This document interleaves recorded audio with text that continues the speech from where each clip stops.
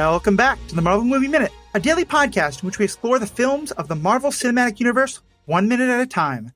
In this, our 4th season, we're looking at Kenneth Branagh's 2011 film, Thor. I'm Matthew Fox from theethicalpanda.com.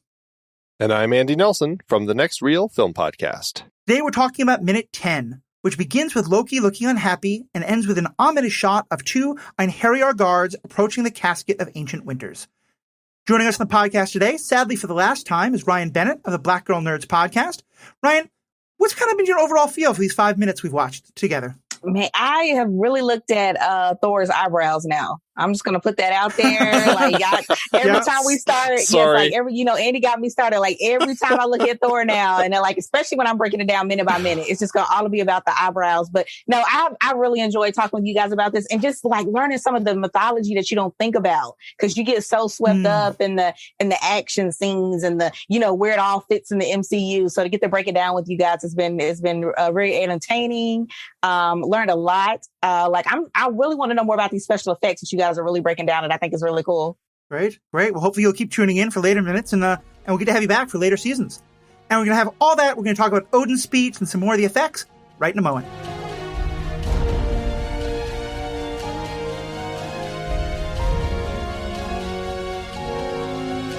We are an independent podcast from True Story FM. We love producing this show and geeking out about Marvel content every day, but it takes time and costs money. Without our members, for whom we are eternally grateful, we could not keep this going. Membership means that we can deliver content to you without selling your information and interest through podcast advertising sources. We like our privacy and know that you do as well. If you're already a member, thanks. If you're not, please consider becoming a member for the season. It only costs $5 per month, or we offer a discounted price if you join at the annual rate. You'll get bonus episodes, early access to shows, access to live streams, stickers, and more.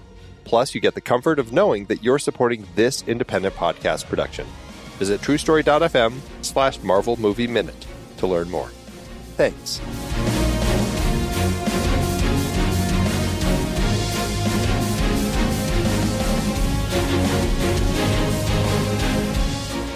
All right, so my favorite question for you both. What grabbed you about this minute? Is the Mjolnir? I was trying to be careful how I pronounce it, right? Mjolnir for Thor's. Oh, thank God someone pronounces things wrong too. Mjolnir. Oh, okay. Even Darcy can't get it right. See, I feel like I'm going to say Mjolnir. Is that right? Mjolnir? Yeah, it's pretty close. Mjolnir.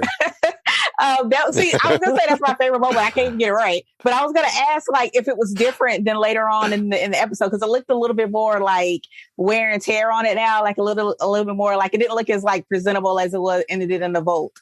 Like it had that gold shininess to it. Yeah, it didn't have that new car sense to it, anymore. It looks like this has had some blood wiped off of it by now. Right. But yeah, that was my favorite moment just to get to see Thor with that. But I still want that explanation of like, I guess we kind of talked about it a little bit, but you just know why it chose him. But hey, it looks good with him. I mean, I guess it doesn't matter. That's a good weapon for him. It is. It's definitely one of the things that stands out here in this minute is the fact that they certainly emphasize the hammer. And also, Odin speaks about it. He says, so long entrusted with the mighty hammer Mjolnir, forged in the heart of a dying star. And then I love that he says this. Its power has no equal as a weapon to destroy or as a tool to build. And I think that's a really interesting thing to say as he's about to kind of give his son the crown here in this coronation. The idea that, it's not just a tool for destruction. It also, it's a hammer. And for some reason, like I always think about Thor swinging the hammer as a weapon, but it's like, it is a tool. It's a hammer. You use that to build things. And I when I heard that line this time, I was like, oh, of course. Yeah, it is. There's a power in this as something that can be used to help kind of build things up. I'm really glad you had that because I admit I was my cynical side maybe. I'm trying to imagine Thor using Mjolnir to just hammer in a nail and like it seems like overkill. I feel like the wall is really not going to do well when that happens. Like you haven't seen an Asgardian nail, my friend. I mean that's what I have to imagine some like 12-foot nail that has to granted you got this huge building so maybe that is what's necessary. So one of the first things we see is Loki looking unhappy. And I think this is a great moment to really kind of get into Loki a little bit more. Kevin Feige saw this as the origin movie for both Thor and Loki. And Branagh said that during filming, the way he was thinking about this was, and quote, is he bad, he being Loki, Is he bad? Does he have a plan? Does he love his brother? Does he hate his brother? Hate his father? Is this happening before our very eyes? How does he truly react to the secrets and lies that emerge in the course of the story? And the sense I got from Branagh was that he kind of didn't really have an answer. And this, I think, really speaks to the quality of Tom Hiddleston. I don't know if we want to go into him now, Andy, or do him later. But the way Branagh explains it, he kind of said to Tom, like, I don't know. How are you going to play it? And a lot of this great nuance and trying to find those lines in that gray area of where does Loki fit is a lot of Hiddleston kind of taking that ball and running with it. I think there's something great about what he brings to Loki. And again, I know we all disagreed on this, but I really liked that deleted scene because it gave me a sense of their sense of being brothers. Like I felt like there was a real connection between the two of them. There was a history between the two of them. When I don't have that, and a sense that there's kind of this side that, I mean, yes, he's mischievous and everything, but he still kind of can have a connection to Thor. With this as the introduction to adult Thor, or the adult Loki, I just get a sense that he's always just kind of evil and mischievous. Like I'm always suspicious of him now, whereas at least I felt like before there was a connection there. And so, I don't know. But I love the way that Tom Hiddleston does play the character. And certainly he's had a lot of time over the entirety of the MCU to really develop the character. And I said that before. That's something that I wish the MCU would do more with more of their villains, is give them a chance to come back and be in other films as another element in them. Yeah, I definitely agree with that. Yeah, I think Tom Hiddleston does an excellent job of Loki. The more times he's used, and just the fact that he can play with this curious, suspicious, like bad guy element or bad boy element that you want to know more. He plays it very subtle, where it's like you start out with a love-hate relationship because you're like, oh, it's Loki. What is he going to do now? I mean, we've been through all these films. He's up to it again. But then you're still curious. Like, I still really want to follow him around and figure out like what magic trick he's about to throw out. Like, I really want to know what's going to happen. So, but yeah, this, and in this scene, I feel like now, because Andy has me thinking about this foreshadowing of what's coming, because they do leave out some of these events. So I'm thinking his face was like, oh, he knows he's about to do something. Like, nobody else knows, but he's like got it written all over his face, but nobody else cares because they're so much into their, bravado and, hey, it's me and it's Thor's moment. So nobody else is paying attention. Yeah, it's funny because I think this really speaks to the quality of the movie, because we kind of have some different takes on this. Because, Andy, you talked about how from what's on screen, all you get is suspicion. I find myself really feeling sympathy for Loki in this moment, because knowing what we saw just a minute or two ago of you're both born to be kings, either of you could be king, and Loki is now getting to see Thor have this. And yeah, I think what we're all talking about is there's a real conflict within him. It's not, we can't just say, he loves his brother, or he doesn't. He's envious, or he's not. It's all these complicated things. Although the other thought that occurred to me as we were talking about this, and you're both saying like this rivalry the two characters have had ever since, we've gotten so much great social media out of, the kind of banter and joking back and forth between the different MCU actors. I kind of hope and love the idea that at some point Tom messaged Chris and is like, yeah, so all your name on the movies, but when's your TV show coming out? Mr. Hemsworth, like, when's that going to happen? So, yeah, he only got to be the frog. Yeah, it's kind of a fun little moment that it was the Thor movies, but now Loki is the one with his own show. Yeah, right. I will say though, I think that they captured the costume of Loki so well, like with those horns and just the way it looks. Like it's beautiful. I should really say that about all the costumes. Like they found a way to take what was created in the comics and create these characters in costumes that I believe. It's not like the kind of the Superman spandex sorts of costumes. Like I feel like these are real authentic costumes that they just did such a great job with. And Loki, but with those horns, ooh, man, it's just, that is an image right there. Should we do the IMDb game for him? Ooh, sure. Yeah. Are you two up for this? All right. So Tom Hiddleston, what 4 movies do you think IMDb says that he is known for? I know that I believe he currently holds the record for having been in the most movies with other MCU stars. Okay. Because he was in I think Kong Skull Island is the first one that would come to mind for me, in which both Samuel Jackson and Brie Larson was in. So yeah, Kong Skull Island is the first of the other movies. I think probably a lot of them are going to be the Thor movies. So I would say probably Ragnarok Endgame, Kong Skull Island, and I'm not sure for the last one. I don't think I had that many choices for him. I would have said Endgame. I definitely liked Endgame and Ragnarok, but I don't know if I have a how many. I'm supposed to have 4 or 5. 4. I would just stop at 3 because I just want to put in the Loki to TV series because that's when I really became a fan of Tom Hiddleston. Like I think he did a fantastic job really bringing this villain out.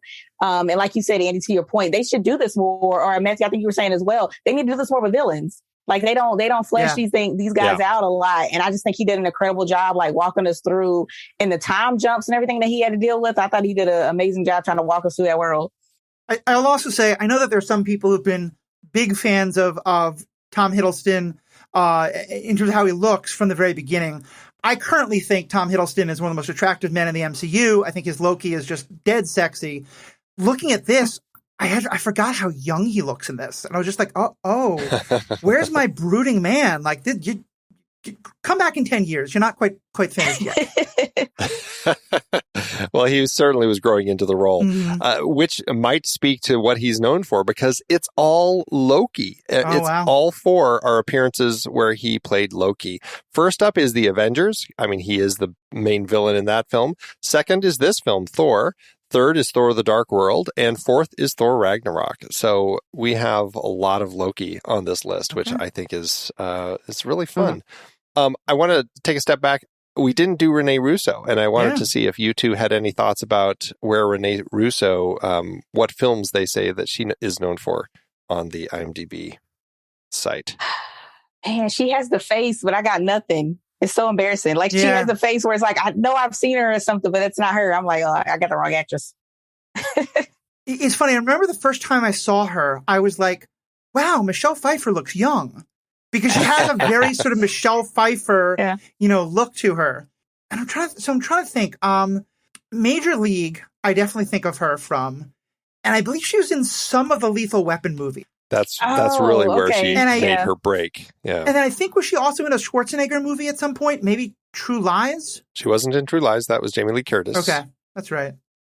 I don't think she was in anything with Schwarzenegger, at least.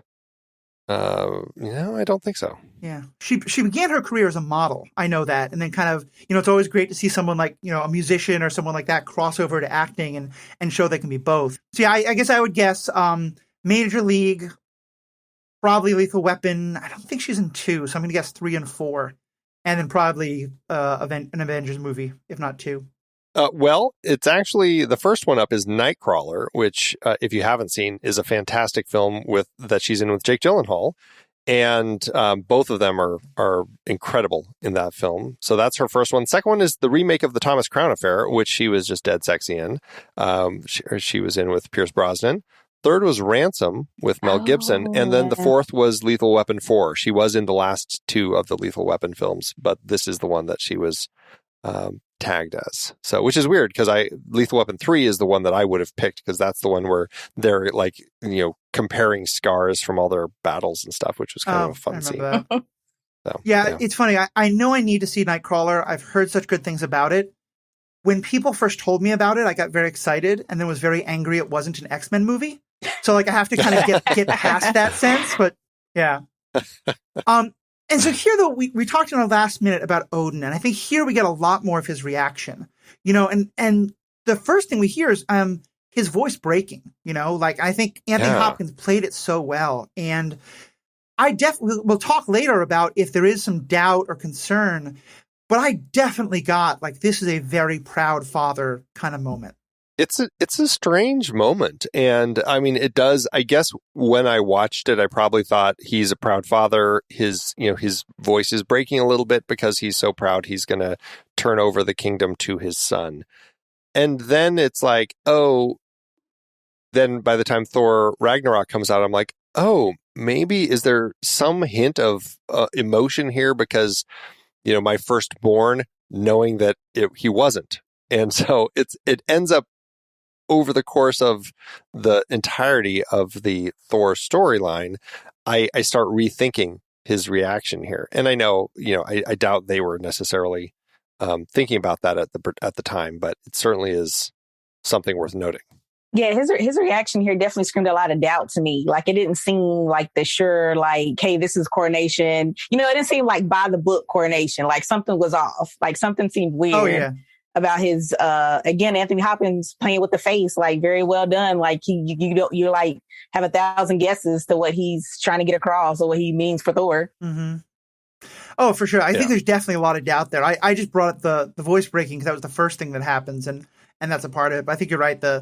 And even we talked a bit before about what he says.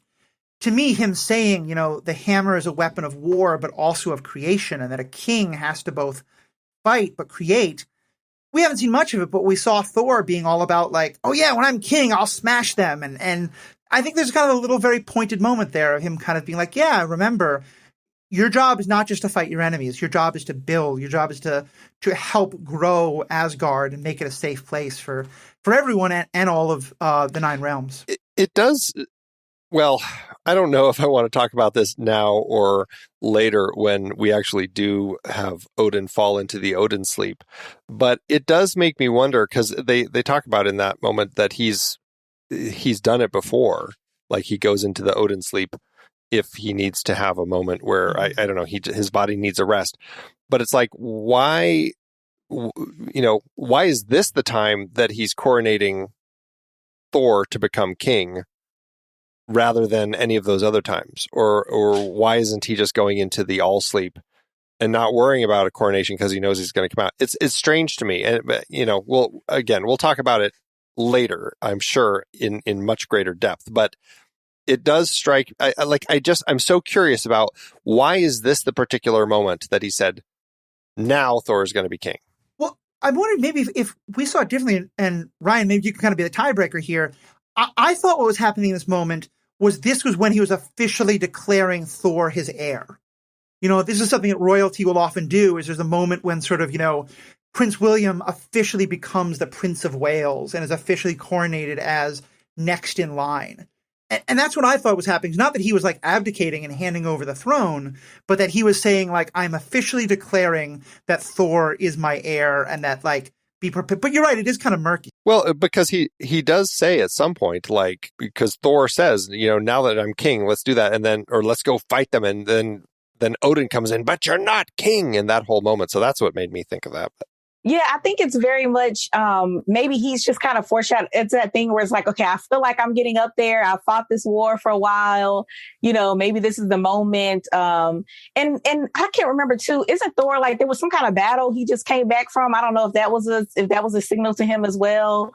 You know, like, hey, let me do this coronation. So, you know, I can not really pass the torch, but it's like, okay, we know this is going to be my successor if this does happen. You know, like having a backup plan, but then it's like he's still kind of doubting his backup plan. So it's very interesting, like when you slow these scenes down to kind of see what he's thinking. Well, especially because, and this might be one more emotion that Odin is feeling, you know, normally the ruler is dead before the next person comes along. Right. And there's a lot of truth to the cliche of old men having trouble handing over power, you know, and accepting that they're aging and accepting that they are not the great warrior they once were. You know, and certainly in this moment, it seems like Thor is now the one who is fighting the battles, not Odin. Right. And so, yeah, it's very interesting. And I do kind of wish they had clarified that a little bit more, Andy, because I think you're right. It's to me, it's very murky and unclear what exactly is happening at this moment and why is it happening at this moment. Right. Yeah. Yeah. It's a little strange. I don't know. I'm torn on that scene that we talked about that had been in the script between Odin and Frigga before all of this, where Odin's hand was shaking and he's just like, he's decided, it seemed, to kind of turn things over because he has to go into the all sleep. Because his body is weak. That's not even clear in the script. But I wonder if they cut that because they were concerned people would be confused. But even still, it ends up feeling confusing. But maybe less so at this point. I don't know. It's going to be an interesting thing to kind of continue to pay attention to as we continue going through the film. I can't remember because I admit Dark World is not my favorite MCU movie, and I've not seen it as many times as the others.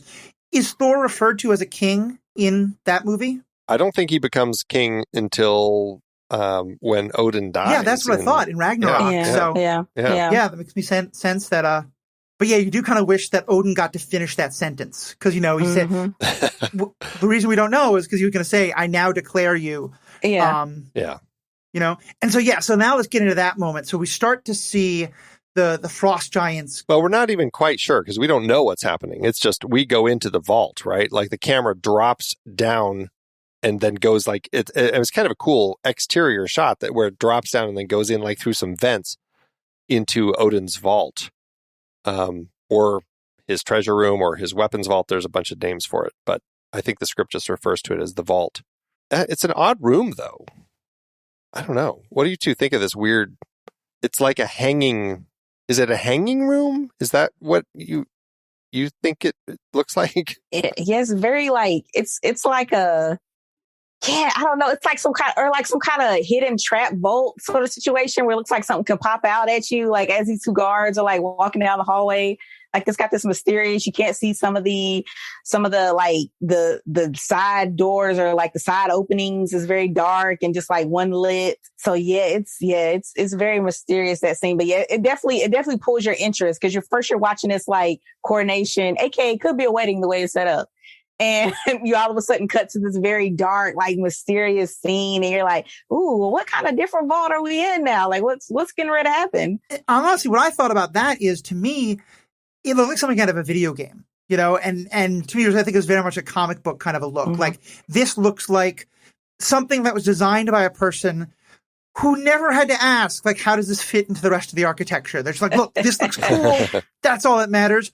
And to me, that's very much a comic book idea. So I'm kind of curious if actually if that is meant to look like something from the comic books themselves. That's a good question. I would need to kind of dig through the comics some more, and maybe over the course of the show, I'll find some time to see if I can find some episodes that actually, or some issues that actually feature Odin's vault and see how it is depicted. Because it's such a strange, like, architectural, I guess you'd say, wonder, the way that it's depicted here, because it looks like it's this giant like chamber, like almost like a cave with these like, I don't know, it looks like staircases that kind of descend down into this thing that looks kind of like a ship down in the middle.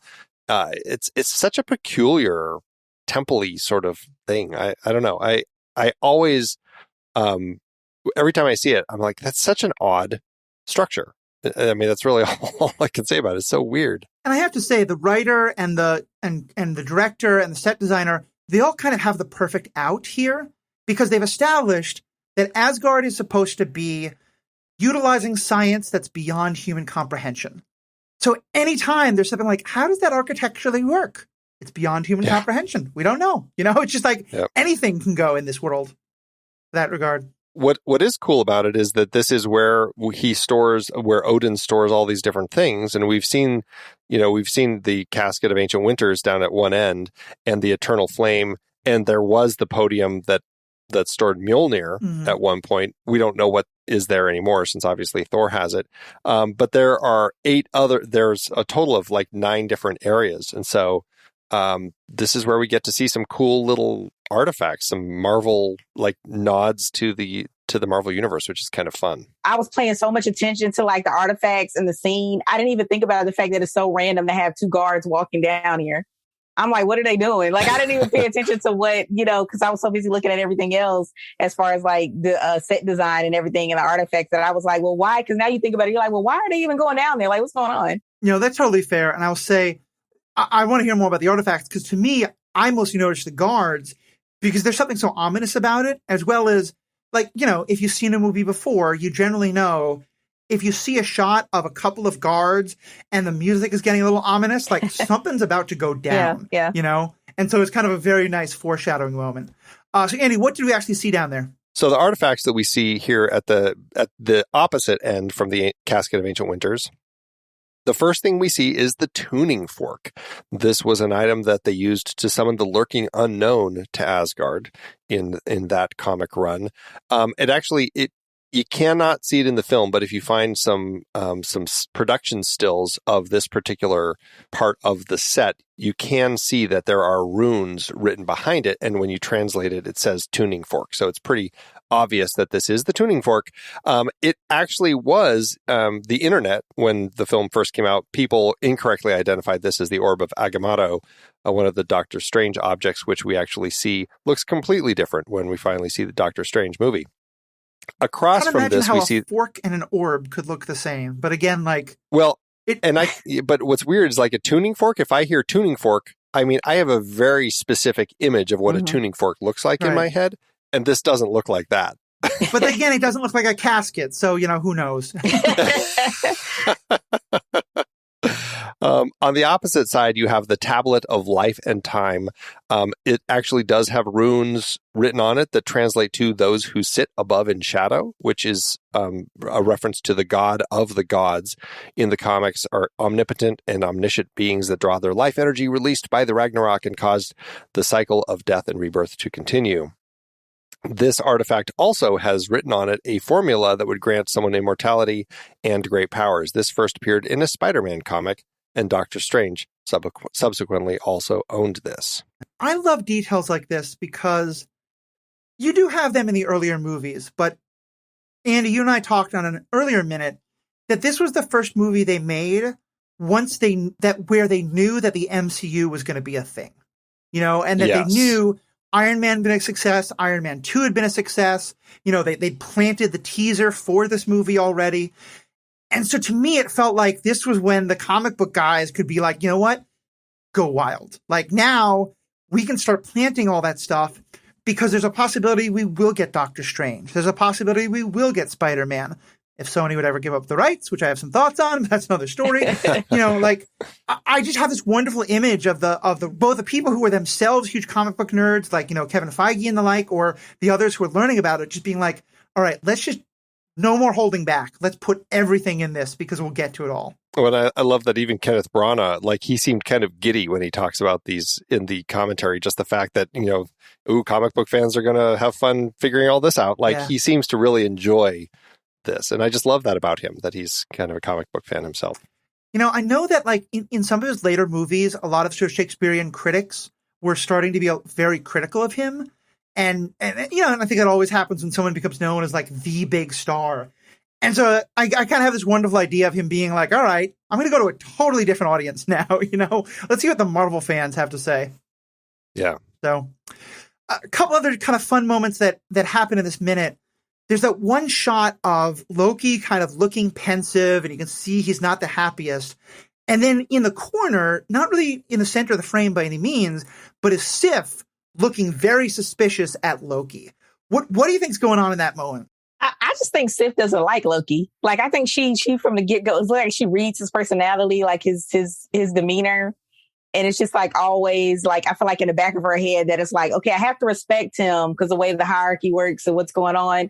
But I just feel like she's picking up a vibe from him that's just not good, like all the time. Just like the way she's looking at him, it's just like, oh, I know he's doing something. I know he's up to something, but I can't say anything. I don't have any proof right now. I get the sense that she's the one in that group, of like Thor, Loki, the Warriors 3, and her, that Loki will do something terrible and hurtful, and they'll all be like, oh, that's just Loki. And Sif will be like, but really? Yeah. Like, we're really going to be okay with that? Like, she's definitely got her eye on things. It does make me think that maybe when you're looking at things in the timeline, that the moment where Loki had cut her hair, where she confronts him in the TV show, that had happened before this. Right. And so she's now in a place where she just doesn't trust him because, like, you bastard cut my hair. You probably got some scissors right now underneath that cloak. Either that or that was not the only trick he played on her. I get the sense that was perhaps one of many. So, Yep.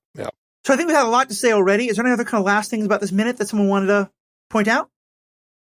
I'll actually start because there's one more thing about Mjolnir that I love that they said. As I've said, this is not the origin story from the mythology. It's much more true to the comics. But I like that they say that Mjolnir was forged in a dying star. It sets up such a wonderful reference to Stormbreaker, and how it's forged with the light of a star that has to be reignited. So the forge has to be reignited from the star, but still just I don't think this was written thinking of that, but I think knowing that this was the moment that they were probably referencing a bit in Ragnarok was, I thought, really awesome to see. Yeah, I love that whole moment.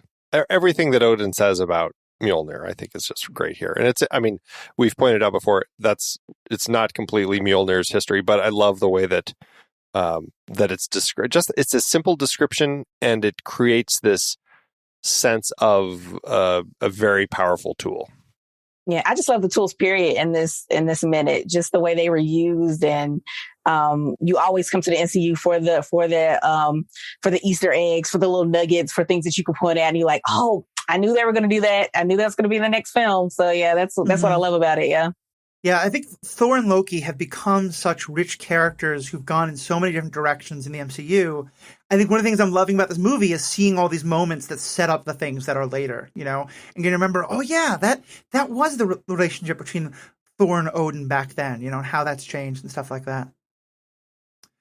Well, thank you both so much. Ryan, you've been a fantastic guest for this entire week. Thank you so much. Tell us just one more thing about Black Girl Nerds. What's one thing that you haven't gotten to say yet that folks should know about the podcast or you or any of the other ways that they can find all the great content you're creating? It's just, we talked about in some of the other minutes, it's just about having diversity and something different. And if you guys just want to hear like a different perspective on, Marvel, not just Marvel, sometimes DC, just entertainment in general. Sometimes we're talking about, Andy talked about a little bit, sometimes we're talking about eyebrows and hair, and you don't get that all the time. On different things, some that people aren't pointing out. We're talking about, hey, why didn't they cast, this actress or this actor in here, just about these different companies now. And especially the time period we're in after COVID and people really having to rethink how they get, the entertainment out to people, just having different faces and having more diversity, people of color.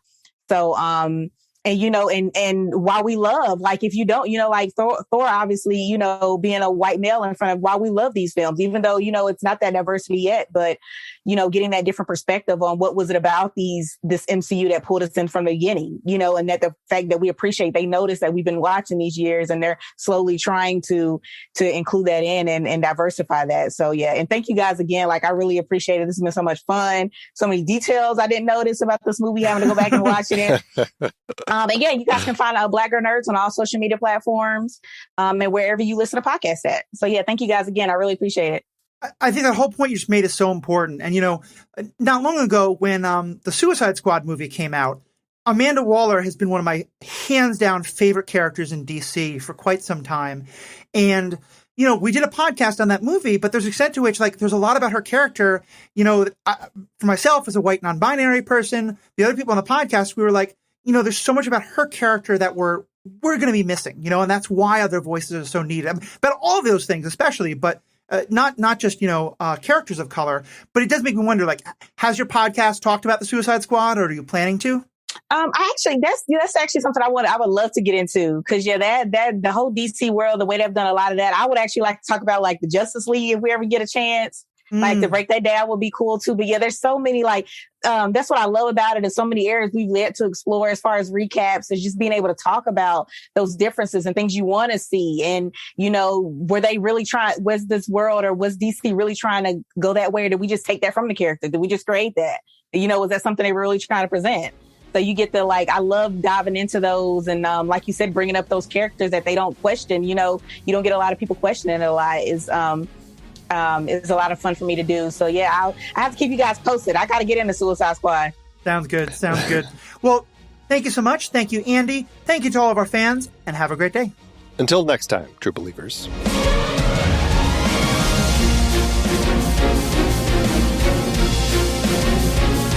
Marvel Movie Minute is a production of True Story FM, engineering by Andy Nelson.